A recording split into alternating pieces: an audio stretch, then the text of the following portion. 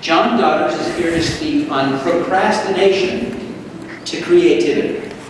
He had more to say in his introduction on procrastination, but he didn't get around to it. So let's hear a creative way to get to account for it. Please welcome John Daughters.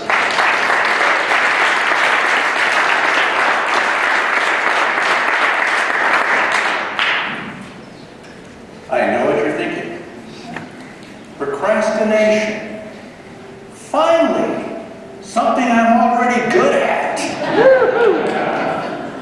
Actually, procrastination is okay, as long as you put it off.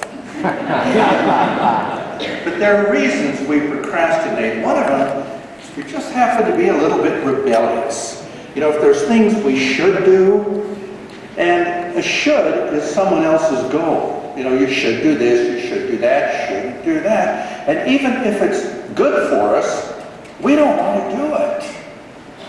And it's not nice to let people should on you. And it's not nice to should on yourself. So if you've got a goal like that where you feel pressured to do something, look at it and say, is this my goal or not? If it's your goal, own it. And then you'll find that you're pulled into it because it's your goal. If it is not your goal, drop it. And a great weight falls off of you. Choose it or lose it. Another thing that gets in the way is being a perfectionist. You know, it's got to be perfect.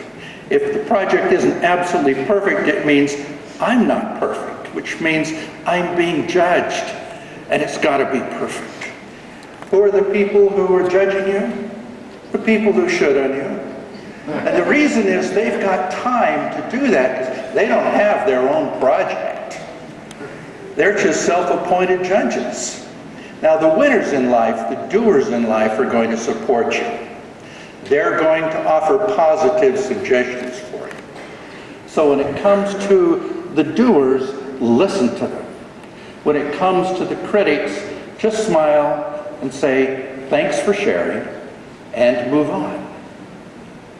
Life is a process of innovation. Life is a great experiment. And you need to experiment, have draft versions, have models, have prototypes, and keep working with things, but you keep moving forward. And you're going to learn something from each one of these prototypes. You're going to learn from the examples from the draft versions. Sometimes what you learn is that it doesn't work. And you learn more from your failures often than your successes. Linus Pauling, who had 2 Nobel Prizes, he said, fail often so you can succeed sooner. He also said, if you want a good idea, you need to have a lot of ideas. And I would encourage you to keep thinking, keep coming up with ideas, and keep moving forward in your life. Now, one of the other things that can get in the way is the project is just so big. You don't know where to start, you don't know what to do. And you can start with a mind map. A mind map that keeps growing, where you get different ideas and you keep adding to it. And it doesn't matter where you start.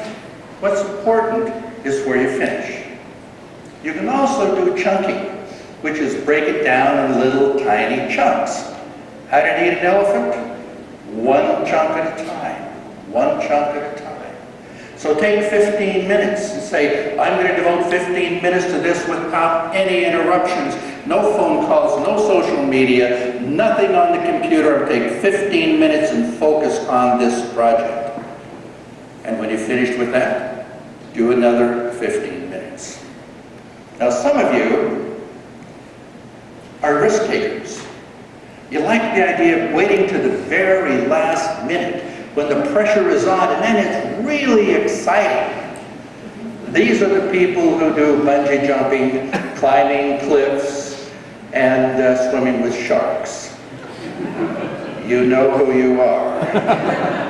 And some of you are thinking, cliffs? Sharks? I'm adding that to the bucket list. And I'd like to remind you, there's a reason. It's called a bucket list. Now, my young son came up with a great excuse once why he hadn't cleaned up his toys. He said, but there's funner things to do. And there's always funner things to do. But it's hard to going ahead to enjoy the fun things when you have this thing hanging over your head about something that needs to be done that you're putting off. Sometimes you've got to say, I'm going to take care of this and clean it up. And then you can really enjoy the fun. Now, 70 years ago, a cartoonist named Al Cap did a cartoon called Lil Abner. Long before you guys were even aware of cartoons.